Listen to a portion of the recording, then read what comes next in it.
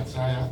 That's number one. Number two, we've taken lunch, so it's time to give us this dullness after lunch. I'm supposed to discuss hyperglycemic crisis in children, and that brings me to one of my passions, seeing children that have diabetes. And it's also something that is very, very painful, because you're going to see that a lot of us do not actually understand what we should do when we see children with hyperglycemic crisis. Now, one of the things we need to understand is that childhood diabetes is one of the commonest endocrine presentation in children. 90 or majority of the patients that come to our clinic have diabetes. And majority of the children that have diabetes, unlike the adult, where you have to use drug type 2 diabetes, 90% to 95% of our patients have type 1 diabetes. That means they have absolute absence or absolute lack of insulin. Now, what that means is the way you're going to treat a child is going to be different from the way you treat an adult with diabetes. While you might rely mostly on oral medications for children, for adults to treat type 2 diabetes, most of our children will have to get lifelong insulin.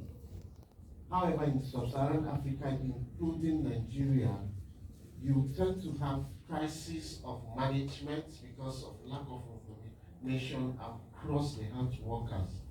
In fact, some people will tell you they don't even know that children can get diabetes. Okay. Now, if you look at this diagram here, you're going to see the incidence of type 1 diabetes in children.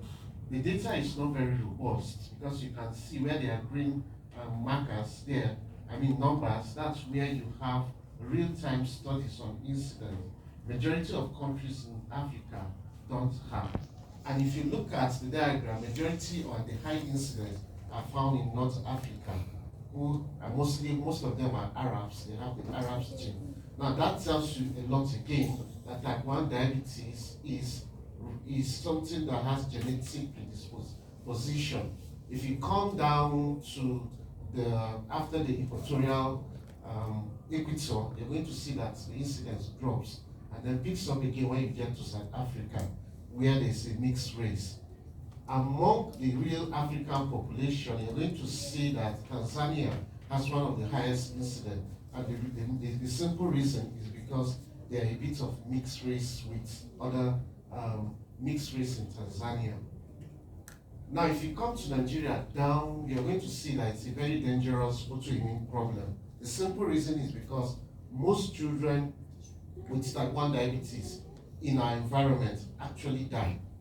There are about 500 people that are 125 people, 125,000 individuals that are supposed to have been alive in Nigeria, but they've lost their life because they couldn't access treatment for childhood diabetes. Now, and the number of cases is less than the number of people that have died of the disease. That tells you that management is very, very poor and critical. Okay? Sorry about that. Now, we know the presentation is basically the same polyuria, polydipsia, polyphagia, and things that we know. That's how these patients present. Okay? Now, when you talk about hyperglycemic crisis, you're talking about an metabolic emergency that occurs that as a result of uncontrolled diabetes in a person, and usually requires accurate intervention. And the intervention will have to focus on hypoglycemia, acidemia, hyperglycemia, electrolyte abnormalities, and make sure you eliminate the precipitating cause of that crisis. Otherwise, you're going to have your patient either having a morbidity or a mortality at the end of the day. Now, there are three things that make up what we call hyperglycemic crisis. That's DKA, hyperglycemic hyperosmolar state, HHS, and then when you have a mixture of them. Now, 75% of children that will present with diabetes in Nigeria will present with diabetic ketoacidosis, while only 2% of children will present with type 2 will have HHS.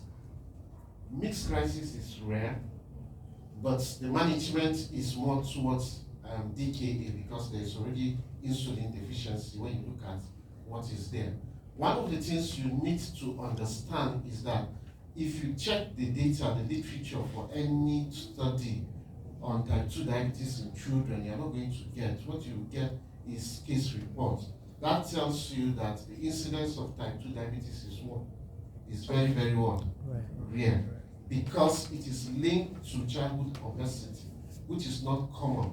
However, when you move down to developed countries of Europe, US, they are beginning to have a lot, 20% of their childhood diabetes presenting with type 2 diabetes. Now, I will not take it, I assume that all of us will have a foundation knowledge on what we are talking about. And therefore, I'm not going to take it like the normal presentation because I need to summarize. I was given 30 minutes, if I remember. Okay? So usually the presentation and diagnosis, I will take them together. Now, if you look at this,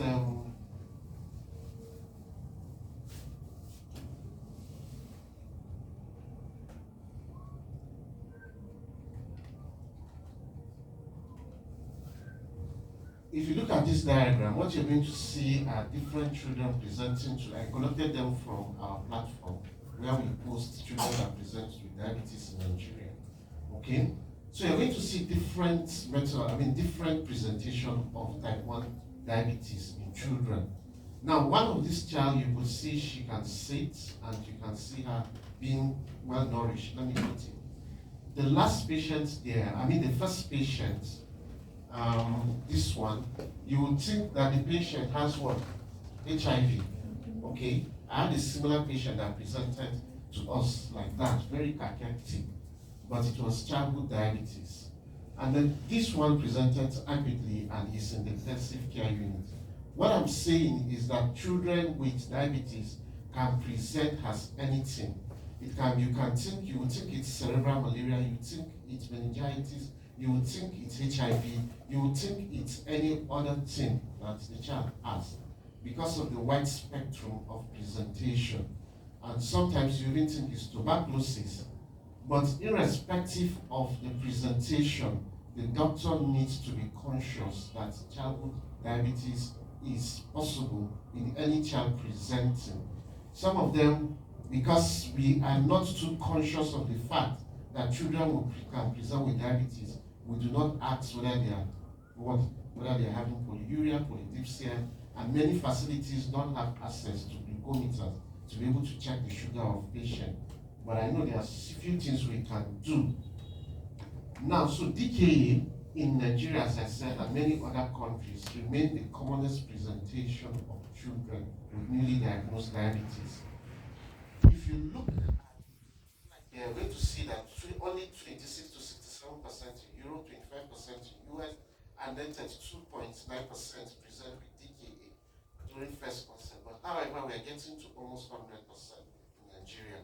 The simple reason is because, one, the incidence is low, so we are not too conscious. Number two, we have poor education. A study in Kuwait shows that the people who presented with DKA have low human development index. They have people who are low-income families, migrants, lack awareness of DKA, women are disadvantaged educationally and unemployed. That describes our society where we are. So what we should be expecting of the hyperglycemic crisis is that majority of our patients will come in with DKA. That's number one. Number two, some of the patients that we are following up, especially when they become teenagers, tend to default on their treatment. These children also can present with DKA. I hope we are together, so we are following. Any queries so far? Do I need to stop? So So my discussion will focus mainly on diabetic ketoacidosis, which I've tried to make it simple so that anybody can manage. Okay. And diabetic ketoacidosis, as you can see, is a constellation of hyperglycemia, ketonemia, and what? And acidemia or acidosis. And it is the second commonest life-threatening emergency in children with diabetes. So can I ask, what is the first life-threatening condition? Can we guess? In children with diabetes? Uh, no, that's to do with sugar. Hypoglycemia. I know we are too hyperglycemic. um, so the first one is what? Is hypoglycemia that kills children more. Emergency, more children have hypoglycemia. Then the second commonest one is life-threatening. They can have hyperglycemia, but hyperglycemia is not life-threatening. But when it becomes diabetic ketoacidosis, it becomes what? Life-threatening. And it occurs because of insufficient insulin and its action, and it's something that requires emergency treatment. Now, usually there should be a balance between the counter-regulatory hormone and insulin. So when there is an elevation in those counter-regulatory hormones, such as infection, other medical illnesses, remember these illnesses have a way of increasing your cortisol, and cortisol is a counter-regulatory hormone. Then if there is decreased availability of insulin, that will make the child. So decreased availability of insulin and increased counter-regulatory hormone. In other words, you look at it from two sides. When the child has decay, does this child have a factor? The child claims he's taking everything you ask him to do. So you ask yourself, is there an increase in the counter-regulatory hormone? Mostly what will do that is an infective causes or other stressors that increases cortisol. Remember the normal physiology of an individual. When you are sick, your body triples the level of cortisol in your body. That's the normal physiology. So in instances where we have a child with diabetes, if the child is that, so usually we ask them, there's a sick day protocol. We ask them to initiate when they are sick, if they are diabetic. Now, if there's decreased insulin, it's because it's skipping insulin, the insulin is given is not potent, or the child is newly diagnosed, the insulin will be down. So that can precipitate DKA. Now, the pathophysiology, I've tried to summarize it in a diagram. The primary problem in DKA is what? Lack of insulin and increased what? Counter-regulatory hormone. Those counter-regulatory hormones are cortisol, growth hormone, catecholamine, and glucagon. Anything that makes this leads a child to have DKA. Now, eventually what will happen is increase in free fatty acid that will lead to ketosis, then ketosis will lead to ketonuria, and then that will lead to lactic acidosis. When you look at this, eventually you're going to have hyperglycemia, and hyperglycemia will lead to hyponatremia because the children are losing sodium, potassium in the urine. Remember, the urine in hyperglycemia is what kind of diuresis? It's osmotic diuresis. So all the nutrients that are supposed to be absorbed, elements, calcium, phosphates, they're supposed to be absorbed at the proximal tubule of the nephrons will be excreted out. So that will lead to glucosuria, dehydration, and that would lead to polydipsia, polyuria, hyponatremia, and eventually you have the triad of hyperglycemia, acidosis, and ketonemia. And that is when you see this child has diabetic ketoacidosis. So basically, this is the simplest way I try to explain, even to the children, that if you look at the chair, the cell, this blue box is supposed to be the cell, and this is supposed to be the blood vessels. The keys here are supposed to be insulin. The blue circles here are supposed to be glucose. So usually, insulin is supposed to open the key into the so that glucose can enter and generate energy. In diabetes, insulin is absent and the key is not there, can't open the door. Insulin accumulates in the what? Accumulates where? Blood Blood. vessel. And that relates to everything we've discussed in the hyperglycemia.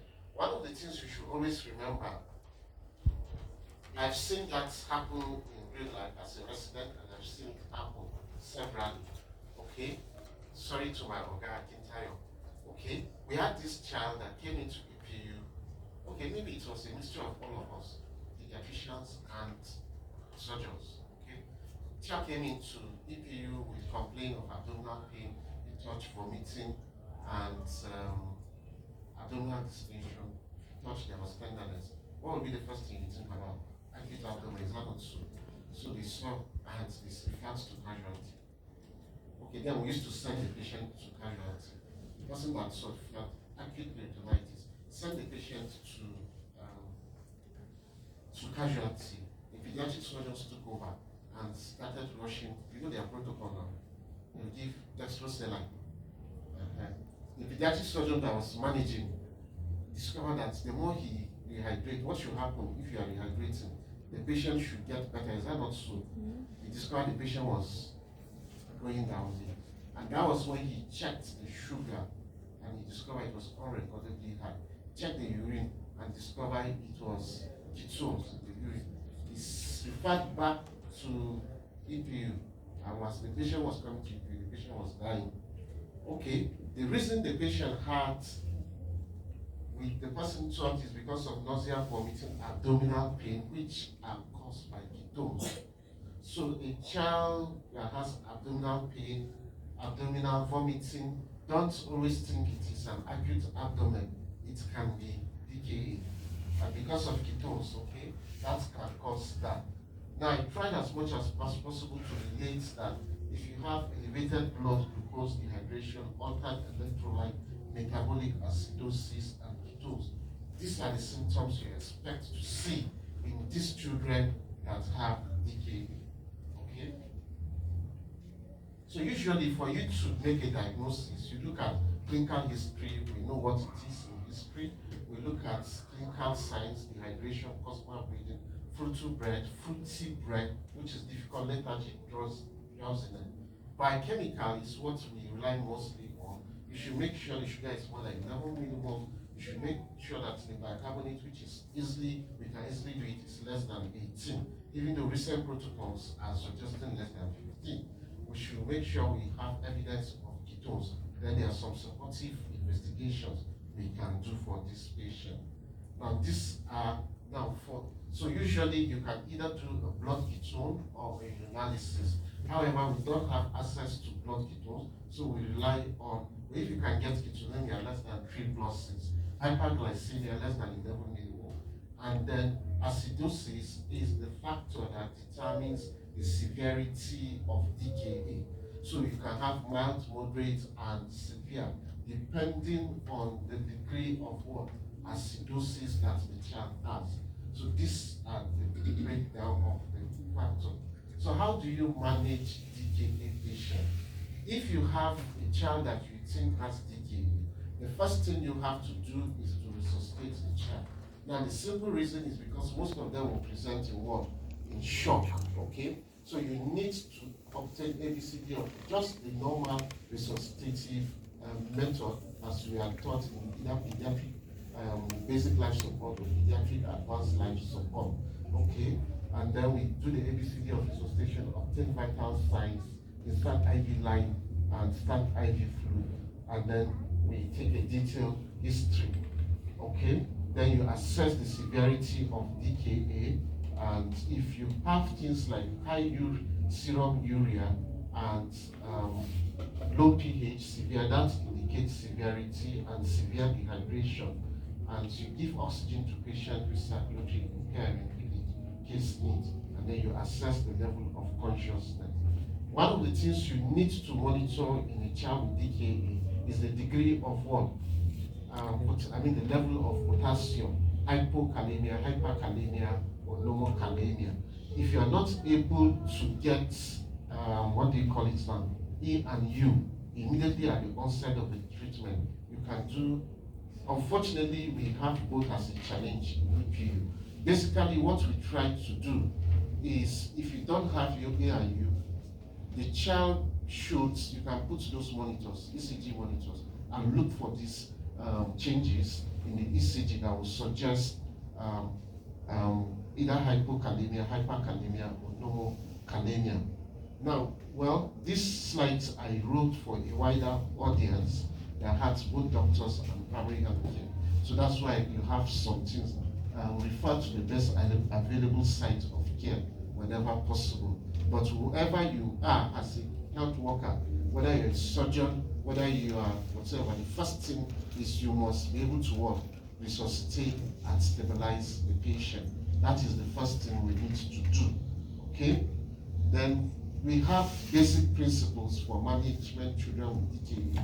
They are listed 1 to 7. You correct for shock, correct for dehydration, correct for hyperglycemia, correct deficit in electrolyte, correct for acidosis, treat infection, and treatment complication. Okay, those are the basic steps in managing a child with DKA. So I'm going to start with the first one.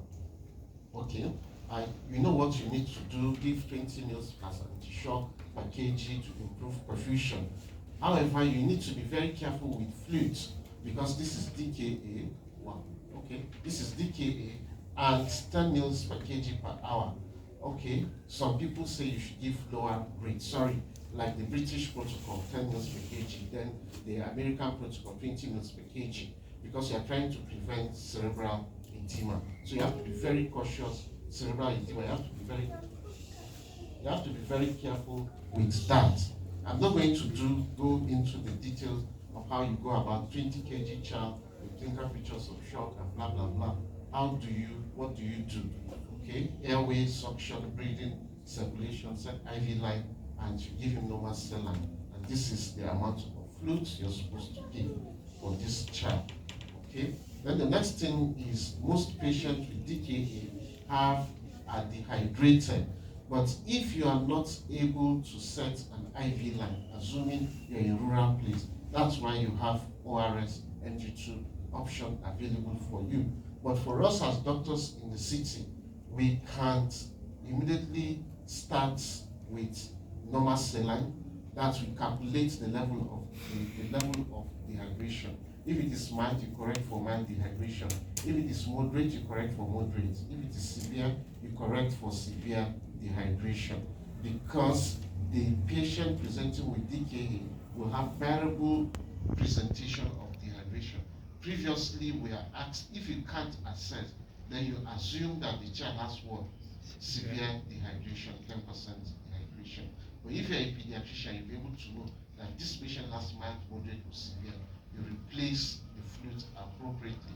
Now, one thing that is critical in IV fluid management, you start with normal saline, and once the sugar drops to less than 15 millimole, you use a dextrose saline. Remember, the physiology behind DKA is absence of what? Insulin. So you want to give insulin for a very long time. So that is the rationale of adding 5% dextrose into the saline. Okay. Then the next thing is correct for hyperglycemia. Assuming you start at time 0, at time 1 hour, you should have been through with resuscitation. Time 1 hour, you should start insulin infusion. In pediatric, never give an insulin as what? As bolus push, which I see some people do, but we do a lot in the adult side. So use subcutaneous route if you don't have access to IV infusion. So you can just be giving the insulin every 2 hours subcutaneously if you're in a rural area, or you can reconstitute the solution into IV fluid and then you give appropriately at 0.1 IU per kg per hour. Okay, 0.1 IU per kg per hour.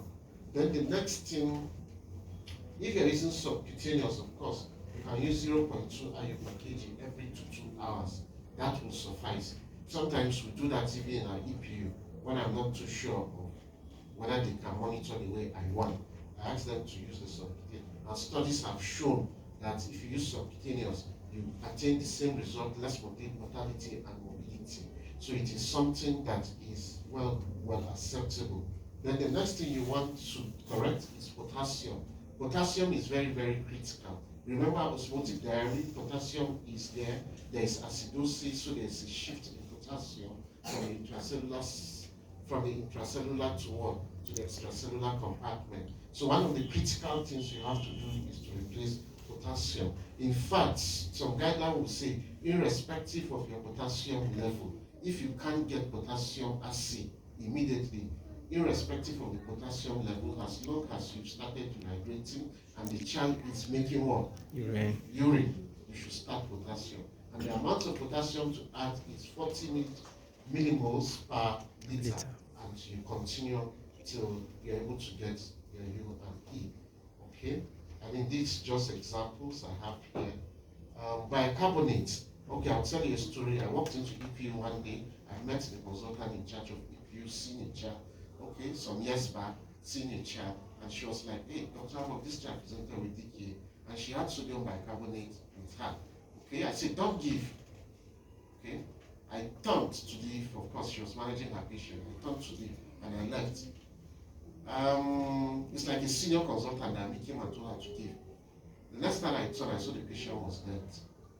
Sudden death. Okay? So don't play with bicarbonate around the child with DKA. Can somebody think why the child died? One. Okay.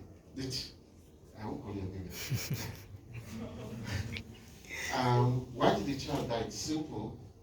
When you are trying to correct for yes, when you are trying to give acidosis, you give sodium bicarbonate to correct for hyperkalemia. Is that not so? Yes, sir. Is that not so? Yes. So once you have a child with DKA, we say they already have what? Hypokalemia. In fact, it is said that they've lost 5 millimoles per kg of their potassium. Okay? So they've lost a lot of potassium that you need to replace. So once you give insulin, what does insulin do to the potassium? It moves it into the cell. You now add bicarbonate, what does it do? Moves it into the cell. Then you have calcium again. You give bicarbonate, you worsen hypokalemia, calcemia, you worsen hypokalemia, and those are the things that can cause what? Arrhythmia. And the patient will just die. Okay? So don't use, what do you call it? Bicarbonate. If you need to, I mean, you should consult us if you want to use it. We'll tell you how to use it. Okay? Then the next thing is to treat infection, treat the underlying cause of DKA and whatever it is. You should always remember that when you see a child with DKA, the white cell will be elevated even if there is no what? Infection because of what? Stress. Okay? It will be elevated. So you need to investigate and find out if there's any underlying thing. Then the next thing is treatment of complication. There is a complication that kills children with DKA more, and it's cerebral edema. 50% of mortalities in children with DKA is because of cerebral edema. But recently, of course, we are seeing AKI, there are other complications, but this is the one you have to guide against.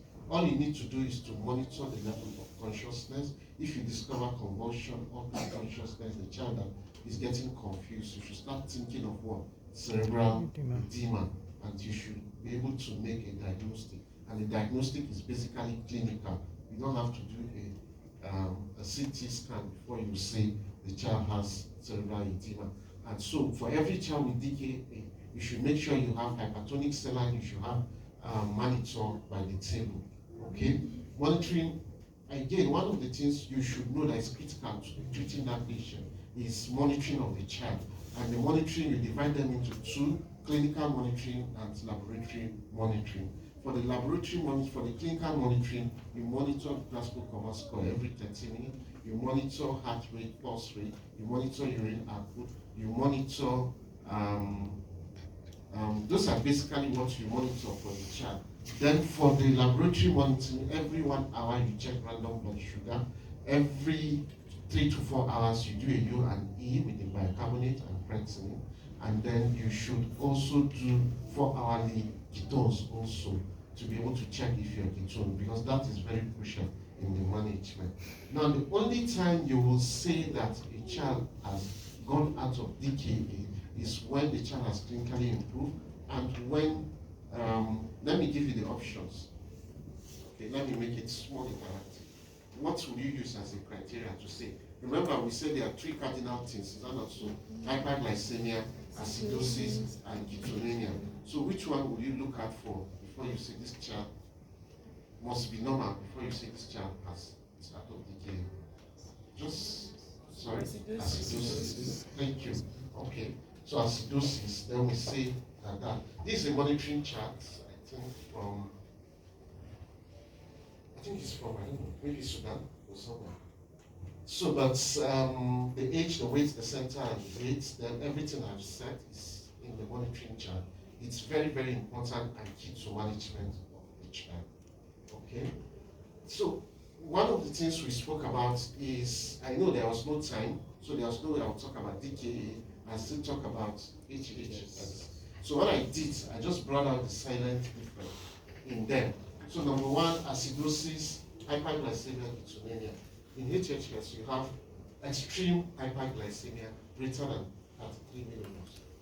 Are we together? Yes. When you have extreme hyperglycemia, you think about that. Then ketones are not necessary in HHS. Then morbidity and mortality is high in DKA, but highest in one in HHS. Treatment guideline that I just used in talking to you is based on scientific evidence in pediatric population. In HHS, what we do, we adapt the protocol of adults to be able to manage. Now, the fluid management I told you here is 10 to 20 mils per kg. Is that true? And in HHS, you give 20 to 30 mils per kg till renal perfusion is established. Okay? In fluid deficit, most patients, I've told you, it's 10% or less. But in HHS, they have more fluid loss. Okay, so it's usually 12 to 15%. And here you use normal saline at least for the first 6 hours because there is loss of sodium. Here you use normal saline at resuscitation, then convert almost immediately to half saline to 3/4 saline, half to 3/4 saline, and then you replace it over a period. And you only add, and then you wait. If you look at, you expect hypernatremia, which you see in type 2 in HHS, to be dropping gradually, at least 0.5 millimoles per hour. That is what you expect to see. Then DKA, you aim at dropping the sugar to about less than 100 milligram per day per hour. If it is more than that, you add 2.5% or 5% IV fluid. But in DKA, you only add glucose when the sugar has dropped to what? 15 to 14. But here, you are looking more at the rate of drug. That's when you add. The insulin therapy in HHS starts almost at 1 hour. I mean, in DKA at 1 hour. Then in HHS, you would not do that. Okay, you wait for if the blood. Okay, let me say it this way. Maybe something in DKA. Once you start giving IV fluids, the sugar drops. Now, why it drops is because there's increased perfusion and there will be increased renal excretion of glucose. It is more profound in HHS, such that it is IV fluid you keep giving until the sugar does not drop less than 3 millimoles per hour. That is when you will add insulin. I don't know if that's clear. Fine. Okay, electrolyte is similar management for both. Now, complications, usually when there's increased serum osmolality, you will notice that the level of consciousness will start deteriorating. But in HHS,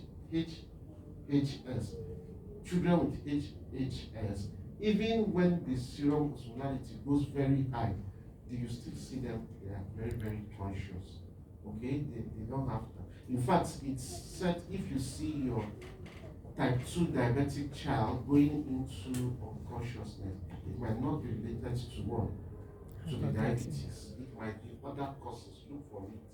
But in DKA, the fact that their serum osmolality goes up, you will see they become very unconscious because of they get more, the level of consciousness keeps dropping because of their tendency to have cerebral edema. So those are the two very important things with the complication. They might, it's very rare for you to see DVT in children with type 1 diabetes, rhabdomyolysis, but it's common for you to see it in type 2 diabetes. Okay? So you have to, for children with HHS, you have to make sure you look for heparin, you look for these signs of myalgia, weakness, and dark urine that will suggest that. I think basically what I've set an algorithm, fluids, as I've said, electrolytes, and then insulin for type 2 diabetes. And then finally, I want to say that DK is a life-threatening condition. It is common presentation of childhood diabetes in Nigeria. It requires care at the best available facility. Sometimes the best available facility will be in my village, in our universities. Okay, so the doctor is also very critical to it. Morbidity and mortality is reduced by early treatment. In fact, if you can treat them, you will reduce mortality by 20%. If you can be able to get insulin, you will reduce mortality by almost 50%. If you're able to prevent it completely from happening, you will reduce mortality by 100%. Adequate rehydration and treatment option is crucial, and then you need a written guideline to be able to help you. Thank you very much for listening. Thank you very much, sir. Once again, we're sorry for the short time we gave you. It's obvious that there's more to say, but for want of time. So we're going to take the questions for his own sections. So we're going to, if those of us are online, if you have any question, you can put on the chat box. So, are there questions for him? So 1, 2, any other question? Okay, so let's listen to these two. Thank you very much, sir, for the lecture. My question is, there is an increase in the incidence of type 1 diabetes in children, unlike previous years. So I don't know, is there a relationship between the diet, the drinks, highly refined soda drinks that they take now as compared to the kunu they take previously? Thank you.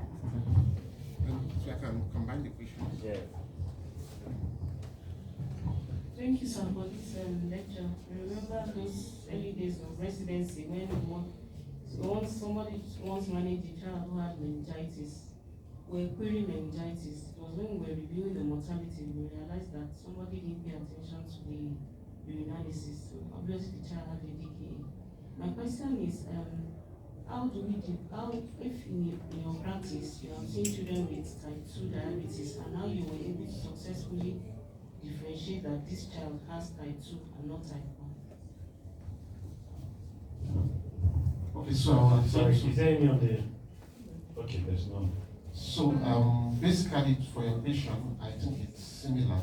Okay, because although we say every child should have a healthy diet, so whether diabetes or no diabetes, we should maintain a healthy diet.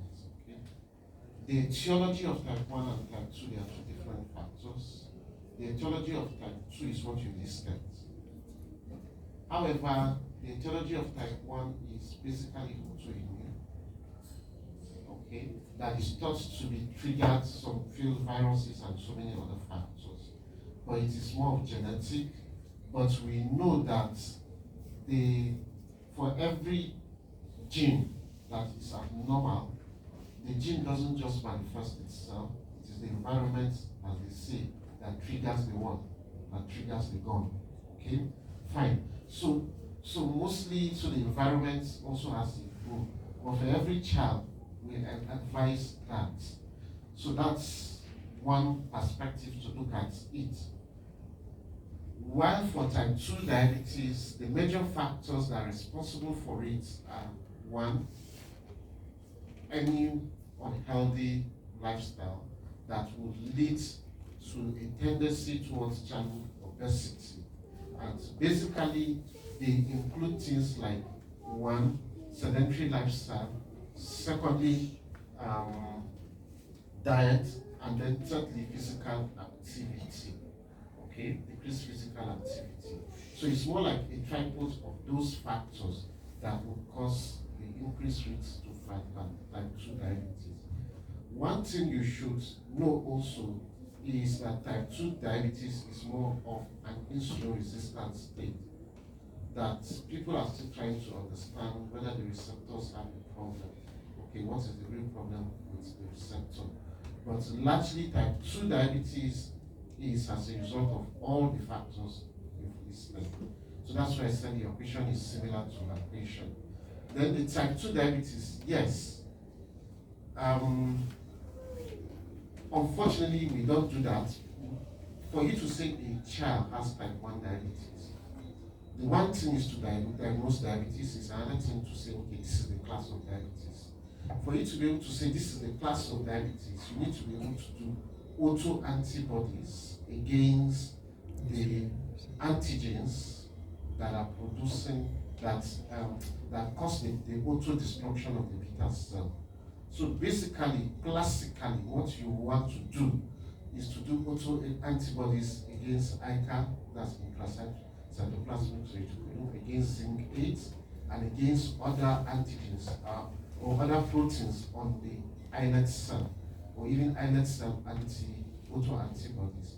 So if you're able to do those auto-antibodies, which unfortunately, which we were doing when we were training, but we are not able to do it since I came back, okay, you should be able to say, okay, this is likely type 1, and this is now type 2 diabetes.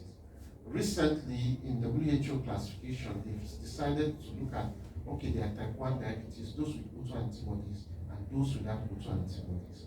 Because some, no matter what you do, you will not get the auto-antibodies. So they've sub-classified type 1 into 2 groups. Type 2, there's something we like doing around here, which does not help much. We want to do C-peptides, okay? Because we think if the islet cell is destroyed, there will be no C-peptide. But if you look at the pathophysiology of type 2, it's a resistance. It's just like you now, when you have a weight and you keep pushing the weight, you get to a point that you will not succeed and you get tired. I don't know if you understand what I'm saying. So with the resistance, the pancreas will continue to produce, what do you call it now? Will continue to produce insulin. It will get to a stage where the pancreas, the beta cells, will be exhausted, and even they will stop producing beta cells. They will stop producing insulin. So you are going to have a similar picture for both type 1 and type 2. So maybe you might have to wait. That's what I do. If I suspect type 2, I will wait till the patient has recovered and has been on treatment for a while.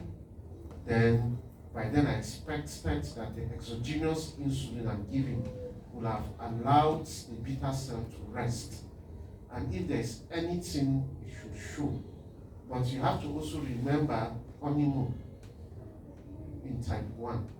Also, you have that phenomenon. But that honeymoon, the amount of insulin that will be produced is very, very small. So I don't know if I answered the question. Okay.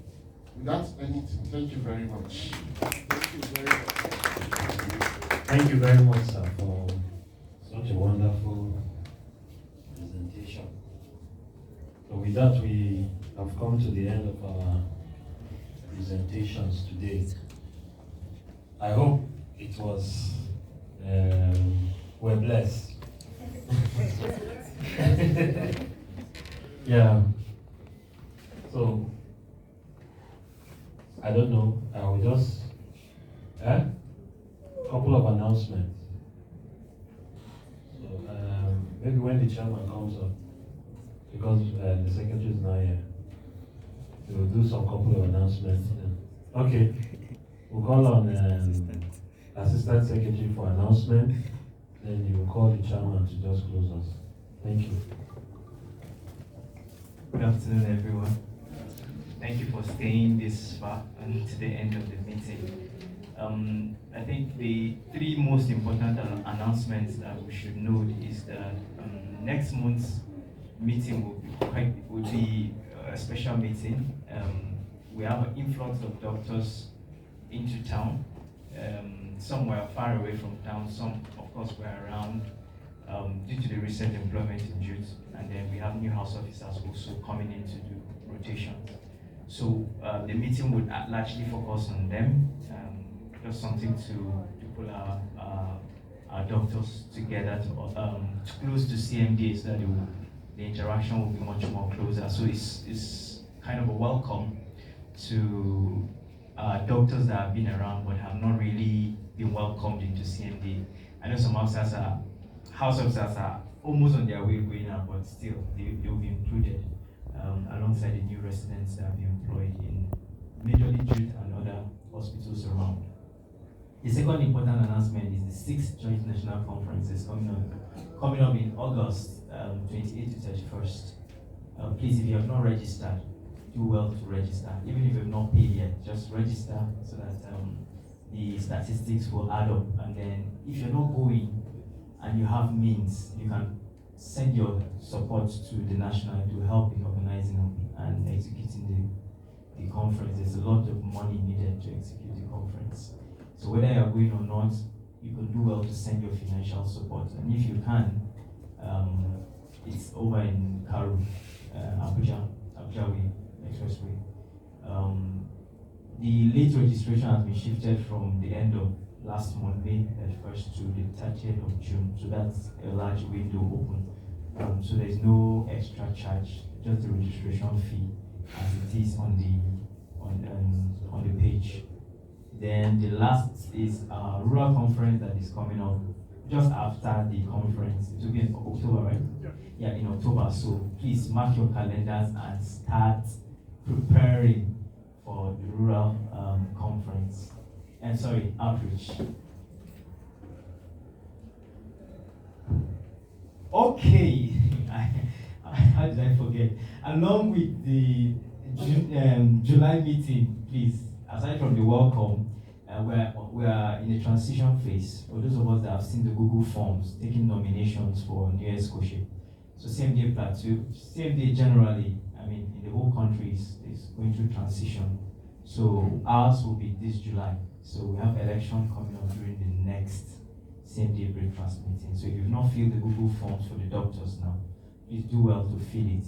Give your nominations. I don't know when the closing will be, but just do it. And then we'll come prepared, praying for new leadership next month. Then remember your dues as well. Thank you. The chairman. Thank you. We saw that students begin to leave because they're not to be instead of set forth a program for youth, a CNBA student youth, starting by now by 1 p.m. So as many of us that can pop in, I want to encourage us to. It was supposed to be this morning, it has to be shifted because of this morning meeting. So encourage us to be able to get it.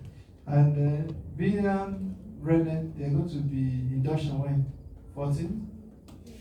13th, that's on Thursday. Yes. Next Thursday, there's going to be induction of our Brennan in being, so we can be there to encourage us. And our last speaker has something to tell us.